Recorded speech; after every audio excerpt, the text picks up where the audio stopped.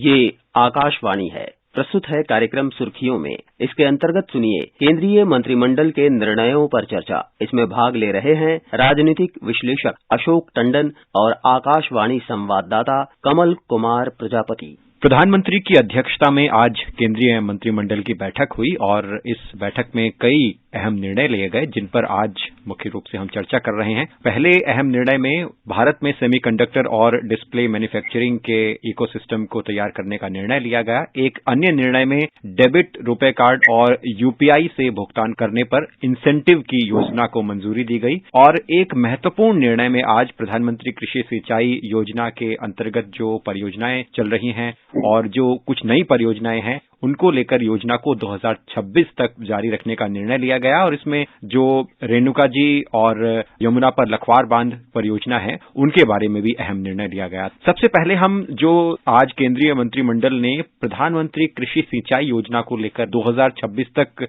जारी रखने का निर्णय लिया है और इसमें विशेष रूप से अशोक जी हम आपसे जानना चाहेंगे जो यमुना पर लखवार बांध एक जो लंबित परियोजना थी दशकों से, उसको मंजूरी सरकार ने दी जिससे कि एक बड़े भूभाग को सिंचाई योग्य बनाया जा सकेगा और साथ ही किसानों को लाभ होगा और किसानों की आमदनी बढ़ेगी। तो हम इस योजना पर और इस योजना की प्रगति को लेकर जो निर्णय लिए गए हैं उस पर सबसे पहले आपका विश्लेषण चाहेंगे। पिछले 7.5 साल में प्रधानमंत्री नरेंद्र मोदी की सरकार जितने भी निर्णय ले रही है वो गरीब, किसान, मजदूर इन सब की भलाई के हैं। तो उसमें किसानों का, विशेष तौर से जो छोटे किसान हैं, उनकी जो आमदनी बढ़ाने के बारे में, उनमें समृद्धि लाने के बारे में बहुत ही व्यापक निर्णय लिए जाते रहे हैं। और लगातार इस बात का ध्यान भी रखा गया है कि किसान जो देश के अन्न उत्पादक हैं उनको किसी न किसी तरह से हम उनका प्रोत्साहन करें। और उसी कड़ी में सिंचाई एक बहुत महत्वपूर्ण कड़ी है।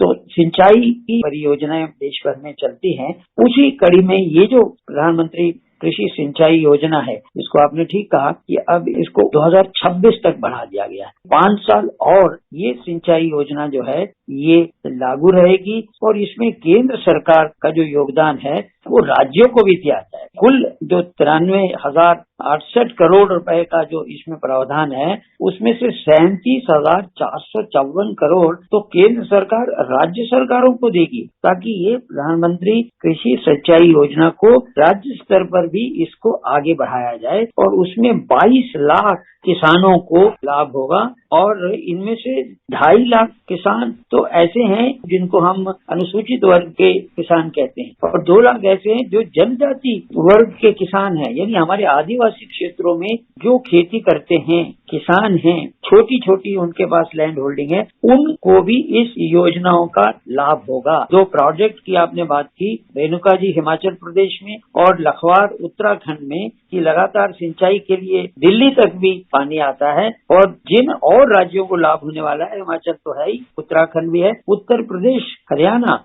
राजस्थान और इनमें यमुना रिवर का भी, जिसको हम कह सकते हैं उद्धार करने की दृष्टि से जो 90% जो ग्रांट है और इसमें जल आपूर्ति भी होगी और सिंचाई भी होगी। तो पीने के पानी की भी जो समस्या आती है, विशेष तौर से हम देखते हैं कि गर्मियों में दिल्ली में आती है, हरियाणा में आती है, यमुना नदी पर जो परियोजनाओं के बारे में बात की गई है उसका भी लाभ होगा। और विशेष तौर से हम देख रहे हैं उत्तराखंड और उत्तर प्रदेश और हरियाणा और राजस्थान, इनको तो बहुत ही जल की समस्या है, पीने के पानी की, वो बहुत बड़ी मात्रा में दूर होगी। और अतिरिक्त सिंचाई के लिए जो 13.88 लाख हेक्टेयर जो इरिगेशन के लिए जिसको लाभ होने वाला कार्यक्रम है, उसके तहत ये सिंचाई की दृष्टि से भी बहुत महत्वपूर्ण है। इस दृष्टि से अगर हम देखें तो हर खेत को पानी, ये जो एक प्रधानमंत्री की योजना है, इसमें 4.5 लाख हेक्टेयर सिंचाई करने का जो है, छोटी सिंचाई योजनाओं से उनको बढ़ावा देकर और पानी को संचय करने, जिनको हम वाटर बॉडीज कहते हैं। तो इस तरह से सिंचाई पर बहुत महत्वपूर्ण आज एक कदम उठाया गया है और कुल मिलाकर अगर ये सारी जो योजनाएं पूरी होंगी तो लगभग 50 लाख हेक्टेयर जिस प्रकार से ये जमीन है उसको बढ़ावा देते और इसमें 2.5 लाख हेक्टेयर और वृद्धि होगी। तो कुल मिलाकर ये सिंचाई से जुड़ी हुई जो योजना को आज मंजूरी दी गई है प्रधानमंत्री कृषि सिंचाई योजना के तहत, इससे किसानों को बहुत लाभ होगा और उससे उनकी आमदनी बढ़ेगी और उनको उनका उत्पाद बढ़ेगा। देश में किसानों को बहुत महत्वपूर्ण दृष्टि से उनका जो उत्थान है उस दिशा में एक बहुत महत्वपूर्ण कदम आज उठाया गया है। आत्मनिर्भर भारत की परिकल्पना को साकार करने के मामले में केंद्रीय मंत्रिमंडल ने एक और अहम निर्णय लिया कि जो भारत में सेमी चिप्स कंडक्टर हैं और जो डिस्प्ले मैन्युफैक्चरिंग है उसके लिए एक पूरा इकोसिस्टम तैयार हो, इसके लिए एक व्यवस्था बनाने का निर्णय लिया गया है जिसमें सेमीकंडक्टर चिप्स के डिजाइन से लेकर उनके पूरे वैल्यू चेन को डेवलप करने का इसमें पूरी व्यवस्था की जाएगी और इसमें इंजीनियर्स को प्रशिक्षित किया जाएगा, उद्योग स्थापित होंगे। और आज प्रेस वार्ता में केंद्रीय मंत्री अश्विनी वैष्णव ने ये जानकारी भी दी कि सेमीकंडक्टर के इस इकोसिस्टम से अगले आने वाले 6 साल में 1,33,000 से भी ज्यादा प्रत्यक्ष और अप्रत्यक्ष रोजगार की संभावनाएं खुलेंगी। कुल उत्पादन लगभग 9.5 लाख करोड़ रुपए का होगा और साथ में एक बहुत बड़ा हिस्सा सेमीकंडक्टर चिप्स का और डिस्प्लेज का निर्यात भी किया जा सकेगा। तो जिस तरह से तकनीकी निर्माण की क्षमता भारत में अब बढ़ रही है और उसको और ज्यादा बढ़ाने में और भारत को इस मामले में आत्मनिर्भर बनाने के लिए जो ये निर्णय है ये कितना अहम है? खबरों में काफी समय से ये चिप की कमी होने के कारण बहुत से काम रुके हुए हैं। यहाँ तक कि जो कोरोना से लड़ाई में जो टीका बनाए जा रहे हैं उसमें भी ये रुकावटें आ रही हैं उत्पादन में क्योंकि चिप की कमी होने के कारण। तो वो चिप के मैन्युफैक्चरिंग में बनाने में जो सेमीकंडक्टर्स का एक बहुत बड़ा योगदान रहता है और जिसकी कमी दूरी पूरी दुनिया में खल रही है क्योंकि भारत इस दिशा में एक अग्रणी देश बनने जा रहा है या बनकर उभर रहा है। तो ऐसे में जो लोग जो यूनिट इस सेमीकंडक्टर का उत्पादन करते हैं उनको प्रोत्साहन देने के लिए आज केंद्रीय मंत्रिमंडल ने बहुत ही महत्वपूर्ण फैसला किया और उनको ये कहा कि आप जितना उत्पाद करेंगे उतना ही आपको प्रोत्साहन दिया जाएगा।